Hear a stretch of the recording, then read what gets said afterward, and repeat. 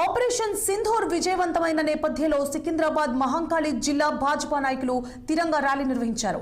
Parade మైదానంలో అమరవీరుల స్తూపం నుండి మహాత్మా గాంధీ విగ్రహం వరకు ర్యాలీ చేపట్టారు.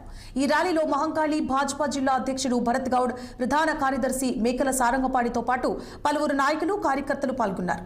జాతీయ జెండాలతో పెద్ద ఎత్తున చేపట్టిన ఈ ర్యాలీ అందరిలో దేశభక్తి భావాన్ని ప్రస్ఫుటం చేసిందని భరత్ గౌడ్ అన్నారు. ఇక భారతదేశ సైనిక వ్యవస్థ ప్రపంచంలోనే అత్యంత పటిష్టంగా ఉందని మరోసారి నిరూపితమైందని తెలిపారు.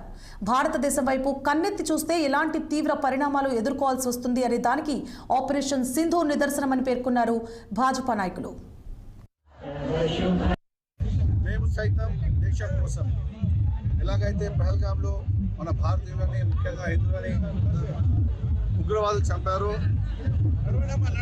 ఇటుగా మన జవాన్లు, మన ఆర్మీ, నేవీ, ఎయిర్ ఫోర్స్, అలాగే మన ప్రియతమ ప్రధానమంత్రి నరేంద్ర మోడీ గారు ధీటుగా జవాబిస్తూ మరి పాకిస్తాన్లో ఉన్న ఉగ్రవాద స్థావరాలని మరి పేల్చివేయడం జరిగింది. మోడీ గారు చేసేది చెప్తారు, చెప్పేదే చేస్తారు. మరి వెతికి ఎక్కడ ఉన్న ఆ యొక్క ఉగ్రవాదుల్ని మరి చంపి స్థావరాలు కూడా పూర్తిగా నాశనం చేశారు. పహల్గామ్లో మా మహిళలు, మా అక్క చెల్లెళ్ళు, మా తల్లుల సింధూరం తీస్తే అదే పేరుతో ఆపరేషన్ సింధూర్ తీసుకొని మరి మహిళల చేతనే ఈ యొక్క స్థావరాలన్నీ కూడా మరి ధ్వంసం చేయడం జరిగింది.